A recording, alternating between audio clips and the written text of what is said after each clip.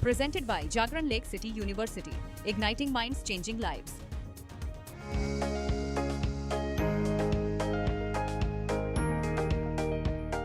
नमस्कार, James of MPCG के खास कार्यक्रम में आपका स्वागत है। जेम्स ऑफ एमपीसीजी में हम आपको ऐसी शख्सियतों से मिलवाते हैं जो अपनी एक अलग पहचान के साथ काम कर रहे हैं और जिनका असर आपके आसपास, समाज और देश के विकास में पड़ रहा है। आज हमारे साथ ऐसी ही एक शख्सियत हैं professor doctor Manika Walia. Doctor Manika Walia, सबसे पहले मैं चाहूंगी कि आप अपने बारे में हमारे दर्शकों को बताएं। नमस्कार, मैं डॉक्टर मनिका वालिया। मैं डीन हूँ faculty for fashion design and arts Jagran lake city university Bhopal की। बहुत रिसेंटली मैंने ये प्रोजेक्ट लिया है। मुझे 27 साल का डिज़ाइन एजुकेशन और डिज़ाइन इंडस्ट्री में एक्सपीरियंस है। फोकस करती हूँ कुछ नया प्रोजेक्ट शुरू करके कुछ नया इंडियन एजुकेशन के लिए लाने की फॉर क्रिएटिविटी।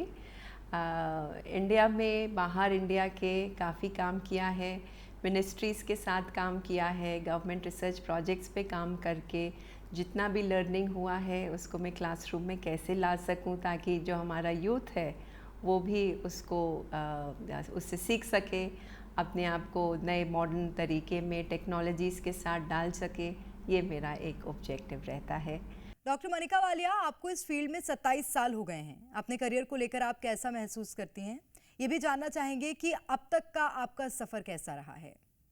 पिछले 27-28 साल में अगर मैं पीछे देखूं कि मैंने क्या किया है और कितना मैंने अचीव कर लिया है सक्सेसफुली, तो सबसे ज़्यादा मुझे जो बहुत प्राइड फील होती है वो यही होती है कि कैसे बच्चे, जितने भी मेरे स्टूडेंट्स रहे हैं, वो कितना सक्सेसफुली अब अपने आप को संभाल रहे हैं, अपनी फैमिलीज़ को संभाल रहे हैं, कितनी अच्छी तरह वो प्लेस हो गए हैं, अपना जॉब कर रहे हैं, कि इन्होंने अपनी खुद की इंडस्ट्रीज़ शुरू कर ली हैं। कोई बाहर जाके अपना पोस्ट ग्रेजुएशन कर रहे थे तो वहीं पे ही जाके सेटल हो गए हैं। सो ये बहुत ही एक एजुकेशनिस्ट के लिए एक प्राइड मोमेंट होता है कि उसके स्टूडेंट्स बहुत अच्छा कर रहे हैं, सिर्फ खुद के लिए ही नहीं बट अपनी सोसाइटी को और अपनी कम्युनिटी को वो कैसे वापस रिटर्न कर रहे हैं।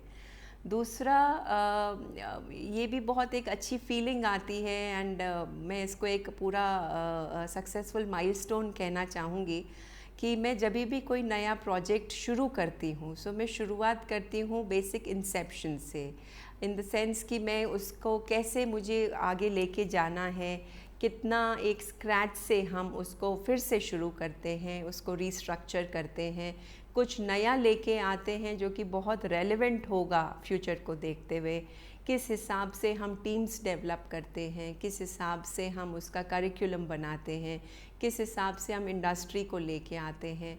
ये सब तो एक कोर कॉम्पिटेंसीज़ में आ जाता है। बट जहाँ तक मेजॉरिटी हायर एजुकेशन बात नहीं करती, वो ये नहीं करती कि स्टूडेंट्स जब स्कूल से निकल के आता है तो बहुत ही एक प्रोटेक्टेड एनवायरनमेंट से निकल के एक ओपन एनवायरनमेंट में आता है, जहाँ यूनिवर्सिटीज़ का काम होता है कि बच्चे को सिर्फ कोर कॉम्पिटेंसी नहीं देना बट उसको अब पूरी लाइफ के लिए तैयार करना। डॉक्टर मनिका वालिया, आप लंदन भी गईं, वहाँ भी आपने काफ़ी कुछ देखा, समझा, काम भी किया। ख़ास तौर से लंदन कॉलेज ऑफ फैशन में आपका करियर कैसा रहा था, मैं समझना चाहूँगी। जब मैं अपनी अंडरग्रेड करने के बाद लंदन में गई तो बीच में मैंने अंडर ग्रेजुएशन करने के बाद काफ़ी इंडस्ट्री के साथ काम किया। एज अ चीफ डिज़ाइनर मैंने शुरुआत की थी। प्लस जब मैं गई लंदन अपना डिज़ाइन एजुकेशन को और थोड़ा रिफ़ाइन करने के लिए, सबसे बड़ा जो चेंज मुझे वहाँ लगा वो डेफिनेटली ये था कि डिज़ाइन जैसे इंडिया में बहुत साइलोज़ में पढ़ाई जाती थी। जैसे अगर मैं फ़ैशन एंड टेक्सटाइल्स पढ़ के अंडरग्रेड से निकली थी तो फ़ैशन एंड टेक्सटाइल्स मतलब ठीक है, आप स्पेशलाइजेशन कर रहे हैं बट एक बहुत इंटीग्रेटेड अप्रोच नहीं थी। कंपैरेटिवली लंदन जाके मुझे ये रियलाइज़ हुआ कि डिज़ाइन सिर्फ साइलो में नहीं रह सकता, एक बहुत ही एक इंटरडिसिप्लिनरी या मल्टी डिसिप्लिनरी एंगल से डिज़ाइन को पढ़ना चाहिए। इसको अगर मैं थोड़ा और सिंप्लीफाई करूं, सो डिफरेंस होता है, there is a difference between design and a good design, right? So design सब कर सकते हैं, यूजुअली हम सब ह्यूमंस में एक क्रिएटिव पोटेंशियल होता है। सो कहीं भी हम कहीं दिक्कत में हैं, किसी प्रॉब्लम में हैं, सो हम उसको अपनी क्रिएटिविटी को निकालते हुए हम एक सल्यूशन ढूंढ लेते हैं। बट गुड डिज़ाइन में क्या है, हम सल्यूशन तो ढूंढ लेते हैं, बट वो गुड डिज़ाइन सोसाइटी के लिए कितना बेनिफिशियल है, ह्यूमन काइंड के लिए कितना इम्पॉर्टेंट है, एनवायरनमेंट को देखते हुए कितना सस्टेनेबल है, लीगैलिटीज़ को देखते हुए कितना हम लीगल प्रोसीजर्स को फॉलो कर सकते हैं, बिज़नेस को देखते हुए वो कितना वायबल है। सो ये सारी चीज़ें बहुत ज़रूरी हो जाती हैं। सो गुड डिज़ाइन जो मुझे लगा, और मैं वापस इंडिया में आके ये एजुकेशन को इम्पार्ट किया कि good design is not studied just in a silo. Good design is all about management, good design is all about psychology, cognition, good design is about human. एक आप इंसान के लिए, सोसाइटी के लिए, कम्युनिटी के लिए कुछ नया कर रहे हैं और उससे उसका बेनिफिट देखते हैं। Good design is also about having a financial model, because आप चैरिटी नहीं करेंगे, आप अपना प्रॉफिट भी देखेंगे। सो वो कितना एक फीजिबल और वाइबल मॉडल बन सकता है। एनवायरनमेंट को देखते हुए आप कार्बन फुटप्रिंट्स के ऊपर बात करते हैं, आप बेस्ट प्रैक्टिसेस के बात करते हैं। सबसे इम्पॉर्टेंट एक चीज़ और थी which was an eye opener for me, because India में हम शुरुआत से ही अपने जो क्राफ्ट रहे हैं या जो भी हमारी ट्रेडिशनल प्रैक्टिसेस रही हैं, वो बाय डिफ़ॉल्ट काफ़ी सस्टेनेबल रही हैं। हम रिसाइकलिंग की बात करते हैं, हम सस्टेनेबिलिटी की बात करते हैं, हम इंडिजिनस डाइंग प्रोसीजर्स की बात करते हैं, हम मेटलर्जी की बात करते हैं, हम आर्किटेक्चर की बात करते हैं, हम पेपर पल्प रिसाइकिल करके फिर से नया पेपर बनाते हैं, हम पैकेजिंग बात करते हैं जिसमें हम फैब्रिक बैग्स पुराने अपने घर में जो कपड़े डिस्कार्ड हो रहे होते हैं उनसे हम बैग्स बना लेते हैं। सो बहुत चीज़ें इंडिया में हो रही थी, बट उस स्केल पे नहीं हो रही थी कि वहाँ से बिज़नेस मॉडल्स निकल सकें। सो दूसरा ये था कि हम अपने इंडियन हेरिटेज को, अपनी इंडिजिनस नॉलेज सिस्टम को, अपने प्रोसेसेस को हम कैसे स्केल अप करके ग्लोबल लेवल तक ला सकें, हम अपनी क्राफ्ट कम्युनिटी को कैसे ला सकें, बच्चे डिज़ाइन पढ़ने के साथ में क्राफ्ट के साथ, आर्ट के साथ कैसे इंटरवेंशन के साथ नया प्रोडक्ट डेवलप कर सकें। सो ये सब चीज़ें आई थिंक लंदन कॉलेज के बाद आके मुझे लगा कि इंडिया में वापस से रीलुक करना चाहिए, और that was an eye opener for us. आपने कई देशों में रहकर काम किया है, जाहिर सी बात है कि अलग देशों में काम करने के तरीके भी अलग होते हैं, काफ़ी मुश्किल भी होता है। ऐसे में आपने कैसे उसे मैनेज किया? मैंने विभिन्न देशों में काम किया है। इंडिया मेरे को बाहर भी जाना पड़ा, वियतनाम में, यूरोप में, लंदन में, इवन दुबई में मैंने काम किया। बेसिकली एज अ लीडर जब हम कुछ नया शुरू कर रहे होते हैं तो ये मेरा एक पर्सनल एक मेरी आइडियोलॉजी रहती है कि लीडरशिप जब होती है या जब हम कुछ नया क्रिएट कर रहे होते हैं एज अ लीडर, लीडर हमेशा एक कोई मॉडल नहीं होता, ये कोई एक मैनेजमेंट की फ़िलॉसफी या थ्योरी नहीं है। लीडरशिप मतलब बहुत बड़ी रिस्पॉन्सिबिलिटी होती है। सो एज अ लीडर हमको एक सबसे पहले ज़रूरी होता है कि हम अपना एक माइंडसेट चेंज करें। लीडर इज़ नॉट इस हमेशा मैं नहीं होता या हम नहीं होते। Leadership is always about the team. Me and आई नहीं होता, ये होता है दे एंड अस, हम टुगेदर, हम कैसे एक टीम में काम कर सकें। सो आई थिंक मेरा सबसे बड़ा एक ये रहता है। दूसरा बहुत ज़रूरी होता है कि जब आप किसी नए देश में जाते हैं तो वहाँ पे लोगों को आप पहले समझें, उनकी लोकल वैल्यूज़ को समझें, उनके कल्चरल कॉन्टेक्स्ट को समझें, आप अडेप्ट होएं। जैसे मैंने पहले भी कहा, अडेप्टेबिलिटी बहुत ज़रूरी होती है। आप उनको सुनिए, उनका नज़रिया सोचिए, उनका पर्सपेक्टिव समझने की कोशिश कीजिए। तीसरा, हम एक बहुत इम्पॉर्टेंट वर्ड बात करते हैं जब भी डिज़ाइन की बात करते हैं, एम्पथी। एम्पथी मतलब आप दूसरे के नज़रिए से उनका सिचुएशन समझने की कोशिश कीजिए।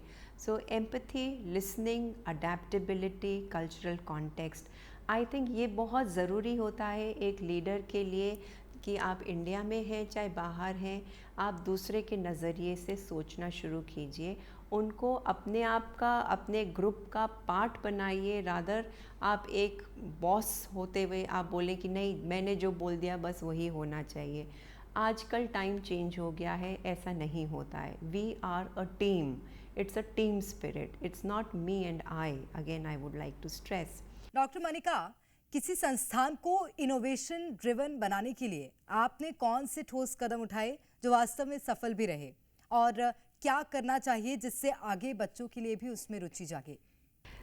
किसी भी इंस्टीट्यूट को, किसी भी संस्थान को हमें बहुत सक्सेसफुल बनाना है, तो जैसे गवर्नमेंट 5 ईयर प्लान लेके चलती है, हमें भी एक 5 ईयर प्लान लेके फोर्सी करना चाहिए कि आज टेक्नोलॉजी इतनी जल्दी एडवांस हो रही है, हर चीज़ इतनी जल्दी चेंज होती है, तो बच्चों के लिए, जो स्टूडेंट्स वहाँ आएंगे, उनके लिए क्या रेलेवेंट रहेगा। बहुत ज़रूरी होता है कि हम ये सोचें जब हम कुछ नया शुरू कर रहे हों कि वहाँ पे इनोवेशन को लेके कितनी बात कर सकते हैं। तो इनोवेशन करने के लिए पहले सब चीज़ डीक्लटर करना पड़ता है, जहाँ not only physically but conceptually भी हमें बहुत चीज़ें वापस से रीअलाइन करनी पड़ती हैं। ज़रूरी होता है कि जो हमारी लोकल अंडरस्टैंडिंग है, जो हमारी ट्रेडिशनल अंडरस्टैंडिंग है, जो हमारी कल्चरल सेंसिटिविटी है, उसको हम साथ में टेक्नोलॉजी के साथ, इंडस्ट्री के साथ, क्रिटिकल थिंकिंग के साथ, एम्पैथी के साथ कैसे आगे ले सकें। सो इनोवेशन अगर आप देखें, और मैं अगर इंडियन कॉन्टेक्स्ट की बात कर सकूं, ऐसा नहीं है कि इनोवेशन कुछ 21st सेंचुरी में शुरू हुआ है, जिसको हम इंडिया में जुगाड़ बोलते थे, what we call it like frugal innovation, हमेशा से एग्जिस्ट करता था। अगर मान लीजिए आपको कोई डे टू डे अपने घर में प्रॉब्लम है, आप उसका जुगाड़ कर लेते हैं। हम बहुत फ्रीक्वेंटली बोलते हैं जुगाड़ कर लिया, इंडिया में जुगाड़ होता है।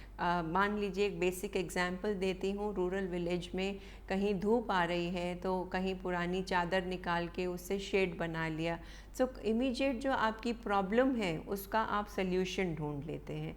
तो क्या ये इनोवेशन नहीं था? ये इनोवेशन थे, but at a personal level थे।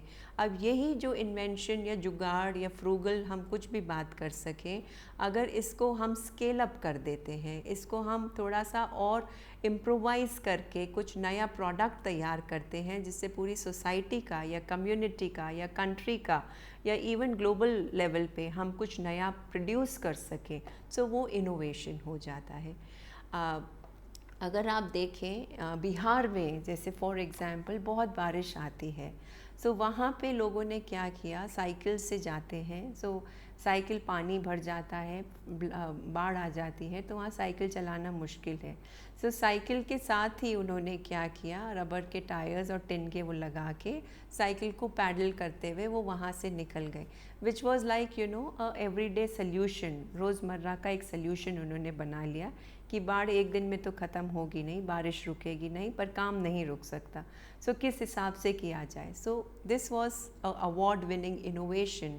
सो काफ़ी चीज़ें हैं इस इनोवेशंस को लेते हुए, जो मैं कह रही हूँ, indigenous knowledge, local context, cultural sensitivity, इन सब को देखते हुए हमें इंस्टीट्यूशंस में हमें लेके आना चाहिए कि देखिए ये भी एक तरीका है जुगाड़ करने का। ऑफ कोर्स इंडस्ट्री क्या चाह रही है, आप कितना उसके साथ में टेक्नोलॉजी के साथ में नई चीज़ें इवॉल्व कर सकते हैं, ये सब चीज़ों को ध्यान रखते हुए इनोवेशन के लिए हमें स्पेस बनानी चाहिए। आपको क्या लगता है कि बच्चों और फैकल्टी के बीच कैसा कनेक्शन होना चाहिए, कैसे सामंजस्य बिठाया जा सकता है ताकि सब अच्छे से मैनेज हो सके? सबसे गहरा असर मेरे जो स्टूडेंट्स हैं या मेरी जो फैकल्टीज़ को मैंने ट्रेन किया है, या जितने भी हम लोग मेंटोर करते हैं, वर्कशॉप्स करते हैं, सबसे गहरा असर ये होता है जब हम ये देखें कि बच्चा अपनी ओनरशिप खुद ले सकता है, जब स्टूडेंट ये जान ले कि वो क्यों कर रहा है। सो बेसिकली हम 3 क्वेश्चंस पूछते हैं, what, how and why.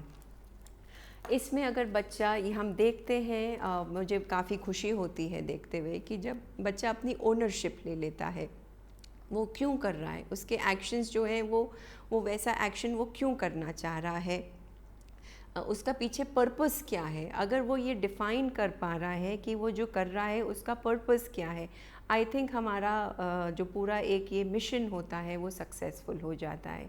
Similarly अगर हम फैकल्टीज़ की बात करें, फैकल्टीज़ इंडियन हायर एजुकेशन में ये बहुत ही एक आयरनी है कि फैकल्टीज़ पढ़ाते भी हैं और साथ में फैकल्टीज़ जो प्रोफेसर्स हैं या असिस्टेंट एसोसिएट लेवल पे जो प्रोफेसर्स आते हैं वो काफ़ी एडमिन वर्क भी करते हैं। सो जब हम बात करते हैं about research, about thinking, about bringing the best practices into the classrooms, so कहीं ना कहीं हम उनको इतना टाइम नहीं दे पाते कि वो लोग भी अपनी सेल्फ स्टडी मोड में आके बच्चों को कुछ बेस्ट प्रैक्टिस दे सकें। पर मेरा मॉडल हमेशा से यही रहा है कि आप एक टीचर हैं, आप एक प्रोफेसर हैं, आपका सबसे जो अटमोस्ट काम है वो ये है कि आप क्लासरूम में अपनी बेस्ट प्रैक्टिसेस लेके आइए, स्टूडेंट्स को बेस्ट डिलीवर कीजिए, स्टूडेंट सेटिस्फैक्शन, उनकी एकेडमिक क्वालिटी, एकेडमिक स्टैंडर्ड्स पे मत कॉम्प्रोमाइज़ कीजिए। आप कितने इनोवेटिव हो सकते हैं कि आप इंटरडिसिप्लिनरी एजुकेशन को ला सकें अपने क्लासरूम में, ये बहुत ज़रूरी रहता है। क्योंकि इंडस्ट्री आज की डेट में सिर्फ ये नहीं बोलती कि अच्छा आप इस स्पेशलाइजेशन से हैं तो आप, मल्टीटास्किंग इंडस्ट्री को चाहिए होता है। सो ये मल्टीटास्किंग अगर हम क्लासरूम से ही शुरू कर दें तो बच्चा अकॉर्डिंगली ट्रेन हो जाता है। और फैकल्टी अपना ओनरशिप कैसे ले सके, आई थिंक ओनरशिप लेके वो ये भी अगर समझ जाएं कि वो चेंज मेकर्स हैं, बिकॉज यूथ को पढ़ा वो रहे हैं, यूथ को ट्रेन वो कर रहे हैं। अगर 50 बच्चों में से भी 40 बच्चों को वो ट्रेन करके फ्यूचर की तरफ सही दिशा में ले जा पा रहे हैं, सो आई थिंक वो हो जाता है। सो इस हिसाब से मैं बोलूँगी कि बच्चों के साथ, स्टूडेंट्स के साथ में और मेरी टीम के साथ में हम लोग काम करते हैं JLU जागरण लेक सिटी भोपाल में, और फैकल्टीज़ को एम्पावर करते हैं ताकि वो भी रिसर्च साइड में जा सकें। फैकल्टीज़ ग्रो करेंगे तो क्लासरूम्स ग्रो करेंगे, उनकी एकेडमिक डिलीवरी ग्रो करेगी, उन एकेडमिक स्टैंडर्ड्स को हम अपलिफ्ट कर पाते हैं। सो आई थिंक मल्टीपल चीज़ों पे हम लोग बात करके पूरा डिज़ाइन एजुकेशन और क्रिएटिव एजुकेशन को अपलिफ्ट करते हैं। आप कैसे सुनिश्चित करती हैं कि आपके बनाए शिक्षा मॉडल ना सिर्फ आज के लिए बल्कि आने वाले कई सालों तक काम करते रहेंगे? ऐसा क्या आप इनोवेट करती हैं या करना चाहिए? सो बेसिकली मैंने जितने भी अभी तक नए इंस्टीट्यूट्स बनाए हैं वो आज के टाइम में कैसे रेलेवेंट रह सकें, बच्चे उसमें आके A+ कैटेगरी की एजुकेशन ले सकें, फ्यूचर को देखते हुए वो फ्यूचर रेडी हो सकें, ग्लोबल मार्केट के लिए तैयार हो सकें। हमें नहीं मालूम फ्यूचर में बच्चा इंडिया में ही रहेगा या भोपाल में रहेगा या दिल्ली NCR में या कहीं और रहेगा। मे भी हमारा ऑब्जेक्टिव रहता है कि हम उनको ग्लोबल लेवल तक तैयार कर सकें। सो वो हम कैसे करते हैं कि एक सिंपल सा मैं आइडिया आप लोगों के साथ शेयर करना चाहूँगी। अगर हम किसी भी एजुकेशन को, डिज़ाइन एजुकेशन को डिज़ाइन ऐसे करें कि वो एक लिविंग सिस्टम हो, रादर देन एक वो फिक्स्ड ब्लूप्रिंट बन जाए। सो ब्लूप्रिंट को अगर आप फिक्स कर देंगे, सो जो चले आ रहा है पिछले 10 सालों से, पिछले 20 सालों से, वो ही चलता रहेगा। But rather than making it like a blueprint, हम ये चाहेंगे कि वो एक लिविंग सिस्टम रहे। कुछ चीज़ें हैं जो कोर कॉम्पिटेंसीज़ होती हैं, वो बच्चे को ज़रूर सिखानी पड़ती हैं और वो सीखता है। बट कुछ वैल्यूज़ ऐसी होती हैं जैसे empathy, again critical thinking, adaptability, curiosity. अगर बच्चे में हम ये मेटा स्किल डाल सकें कि आप एक लाइफ लॉन्ग लर्नर हैं, आपको ज़िंदगी में हर पड़ाव पे कुछ न कुछ नया सीखना है और आपको वो ओपननेस दिखानी होगी कि हाँ, मैं सीखने के लिए, नया कुछ लर्न करने के लिए ओपन हूँ। सो आई थिंक ये एक बहुत सक्सेसफुल मॉडल है और ये शुरुआत डे 1 से करनी पड़ती है। ऐसा नहीं है कि आपने बस कुछ बच्चे को दे दिया और बच्चा कर लिया। ये एक चेंज ऑफ माइंडसेट होता है, ये एक बिहेवियरल शिफ्ट होती है। सो आप बच्चे को लर्निंग दीजिए, आप बच्चे को स्किल दीजिए, बट पैरेलली उनको लाइफ लॉन्ग लर्निंग की, क्यूरियोसिटी की, अडेप्टेबिलिटी की, कोलैबोरेशन के ऊपर ये सारी स्किल्स प्रोजेक्ट बेस्ड अप्रोच में डे 1 से इंटरडिसिप्लिनरी नेचर के ऊपर कि वो मल्टीटास्किंग करके कैसे एक दूसरे के साथ काम कर सकता है, ज़िंदगी में रियल वर्ल्ड में कैसे चैलेंजेस आते हैं जो आप क्लासरूम में उनको ट्रेनिंग दे सकते हैं, इन सब के ऊपर हमें बात करना बहुत ज़रूरी होता है। बच्चों को एक्सपोज करना बहुत ज़रूरी होता है। इंटरनेशनल मार्केट में क्या चल रहा है और इंडिया में क्या चल रहा है, एक कंपैरिजन देना ताकि बच्चा उस नज़र तक सोच सके, ये एक्सपोजर देना बहुत ज़रूरी होता है। सो कोर स्किल्स, कोर कॉम्पिटेंसीज़ के साथ में आप बिहेवियरल शिफ्ट कैसे करते हैं, एक पूरा माइंडसेट बच्चों का कैसे बदलते हैं ताकि वो फ्यूचर रेडी हो सके, फ्यूचर में हमेशा ओपन रह के कैसे सक्सेसफुल हो सके, इन सब चीज़ों के ऊपर हम लोग क्लासरूम में डे 1 से, फर्स्ट ईयर से बात करना शुरू करते हैं। एंड ग्रेजुअली जब बच्चा 4 साल के बाद में अपना अंडर ग्रेजुएशन ख़त्म करके निकलता है, हम उनको इंटर्नशिप्स देते हैं, काफ़ी अप्रेंटिसशिप प्रोग्राम्स पे लेके जाते हैं, बहुत इंटरनेशनल फैकल्टीज़ के साथ उनको टच बेस करते हैं। एक बहुत इंटरेस्टिंग मॉडल पे हम लोग काम करते हैं जहाँ बच्चा अपना रोल मॉडल के ऊपर बात करता है। रोल मॉडल क्या होता है कि बच्चा खुद बोलता है कि मैं प्रोफेसर हूँ, प्रोफेसर के नज़रिए से वो सबको क्लासरूम में अपने पीयर्स को पढ़ाना शुरू करता है। सो एक रियल वर्ल्ड सिमुलेशंस हम क्रिएट करके बच्चे को पूरी तरह से हम ट्रेन करना डे 1 से शुरू कर देते हैं। डॉक्टर मनिका, आपको भारत की सांस्कृतिक विरासत को आधुनिक डिज़ाइन थिंकिंग के साथ जोड़ने के लिए क्या करना पड़ा? क्या मुश्किलें आपने फेस की हैं? क्योंकि इतना आसान नहीं होता पुरानी विरासत को नई टेक्नोलॉजी से जोड़ना। भारत में ये ऑलरेडी एग्जिस्ट करता था, बस उसको एक साइंटिफिक टर्मिनोलॉजी नहीं दिया गया था, जो कि डिज़ाइन थिंकिंग बहुत ही एक स्टैनफोर्ड डिज़ाइन स्कूल की तरफ से ओरिजिनेट हुआ, जिसको हम डिज़ाइन थिंकिंग प्रोसेस हम बात करते हैं। ये आइडियो एक डिज़ाइन कंसल्टेंसी है यूएस में, इन्होंने इसको और पॉपुलर किया, बट इंडिया में ये शुरुआत से ही रहा। इसको कोई हमने ऐसा फॉर्मल वर्ड नहीं दिया, जुगाड़ हम बोलते थे। अब आपको एक एग्जाम्पल देंगे, अगर आप भारतीय संस्कृति के ऊपर और भारतीय परंपरा के ऊपर बात करते हैं, भारत में एक बहुत ही एंशिएंट टाइम्स में अगर हम जाएं, एक यूटेंसिल बनाया जाता था, लोटा हर घर में आजकल दिखाई देता है, पीतल का लोटा, तांबे का लोटा, स्टील का लोटा। अगर आप उस लोटे को देखें तो बहुत ही एर्गोनॉमिकली वो डिज़ाइन किया गया है या फॉर्म बनाया गया है। उसमें आप कुछ लिक्विड भी डाल सकते हैं, पानी, दूध, तेल सब डाल सकते हैं, तो वो छलकता नहीं है। तो क्या ये डिज़ाइन थिंकिंग नहीं थी? ये डिज़ाइन थिंकिंग ही थी, बट वही है कि हम इसको कुछ साइंटिफिक या वेस्टर्न कॉन्सेप्ट पे हम नहीं ला पाए। बट डिज़ाइन थिंकिंग हमेशा इंडिया में रही है, शिल्प शास्त्र हमेशा रहा है और शास्त्रों में ये बहुत अवेलेबल है। अब तक आपने जो भी किया उसमें किस तरह आपको सफलता मिली है? आपकी रिसर्च ने किस तरह नीति निर्माण या शिक्षा सुधार में योगदान दिया है?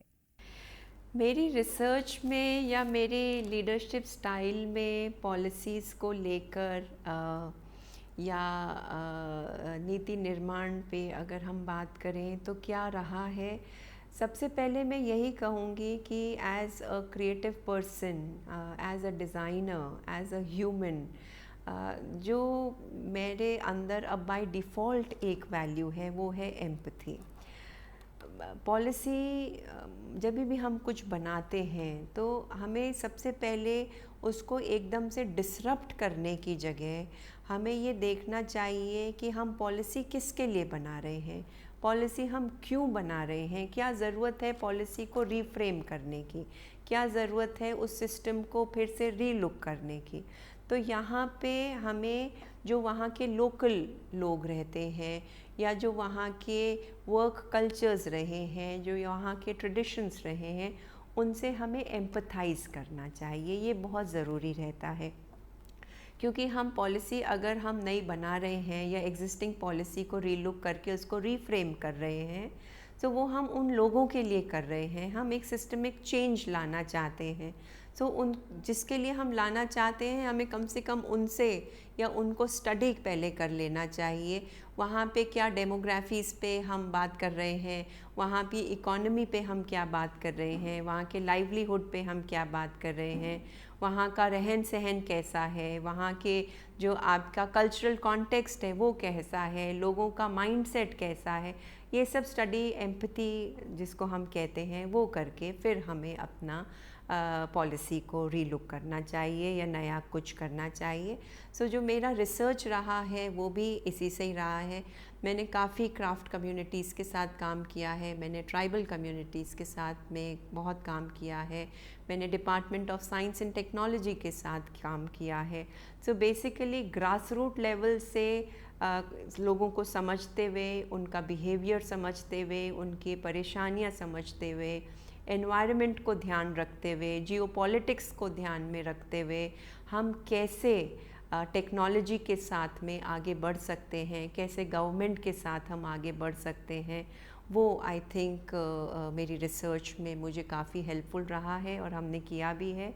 और जो मेरा लेटेस्ट प्रोजेक्ट था with department of science and technology, जहाँ हम लेह लद्दाख में काम कर रहे थे, सो वही टेक्नोलॉजी इंटीग्रेशन में डिफ़िकल्ट क्लाइमेट सिचुएशंस के साथ में हम कैसे टूरिज़्म को और कैसे गैस्ट्रोनॉमी को और कैसे लोकल वहाँ के सभ्यता को हम प्रमोट कर रहे थे। So I think that impacts, but सबसे इम्पॉर्टेंट ज़रूरी यही होता है कि हमें ग्रास रूट लेवल पे, लोकल लेवल पे आके लोगों को, वहाँ के रहन सहन को, वहाँ के माइंडसेट को हमें पहले समझना चाहिए। अगर आपको अपनी यात्रा को एक वाक्य में बताना हो तो क्या कहना चाहेंगी आप? सो अगर मुझे अपनी जर्नी को समराइज़ करना है, सो मेरा जर्नी हमेशा ये रहा है कि मैं कैसे अपनी लिमिट्स को पुश कर सकूं, कैसे मैं अपनी बाउंड्रीज़ को और बढ़ा सकूं, कैसे मैं चेंज को ला सकूं, सब चीज़ देखते हुए। और सबसे इम्पॉर्टेंट, मैं कैसे एक ऑनेस्ट इंटीग्रिटी को देखते हुए मैं आगे बढ़ सकूं, कैसे मैं एक ऑनेस्ट ह्यूमन बीइंग बन सकूं उन चीज़ों के लिए जो कि बहुत मैटर करती हैं। सो ये आई थिंक मेरी जर्नी रही है। मैंने हमेशा चैलेंज किया है एग्जिस्टिंग सिचुएशंस को, मैंने उन चैलेंजेस को एक्सेप्ट करते हुए नए सल्यूशंस दिए हैं, बाउंड्रीज़ को मैंने स्ट्रेच किया है, और मेरी पूरे डेडिकेशन और कमिटमेंट के साथ I have always been true to the things which really matter the most. Doctor Manika, आपको क्या लगता है आपकी सबसे बड़ी पहचान शिक्षक, शोधकर्ता या संस्थान निर्माता किस रूप में है और क्यों? मैं अपने आप को, मैं एजुकेटर हूँ, मैं डिज़ाइनर हूँ, बट मैं अपने आप को एक इंस्टीट्यूशन बिल्डिंग के हिसाब से देखती हूँ। क्यों देखती हूँ? क्योंकि मैं कभी भी सेटिस्फाई नहीं होती, एंड मेरे को ये समहाउ मुझे ये कंफर्टेबल नहीं लगता कि मैं जो एक एग्जिस्टिंग सिचुएशन चली आ रही है उसमें जाके बस मैं वहाँ बैठ जाऊँ और काम करना शुरू कर दूँ।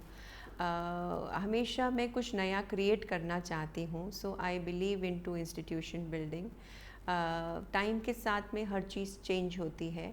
सो आइडिया और मेरी फ़िलॉसफ़ी यही रहती है कि मैं कैसे लोगों के लिए नई पॉसिबिलिटीज़ क्रिएट कर सकूं, कैसे मैं स्टूडेंट्स को एम्पावर करके फ्यूचर रेडी कर सकूं, कहाँ मैं कम्युनिटी और सोसाइटी के लिए एक इम्पैक्टफुल मेथडोलॉजी क्रिएट कर सकूं ताकि सब चीज़ बेनिफिट हो सके। सो ये I see myself as a person who is in to institution building. आपका बहुत बहुत शुक्रिया डॉक्टर वालिया, हमारे दर्शकों के साथ अपने अनुभवों को साझा करने के लिए और उन तक तमाम जानकारियां पहुंचाने के लिए। बहुत बहुत धन्यवाद। Thank you. It was really a pleasure talking to Zee News. Thank you so much for giving this opportunity.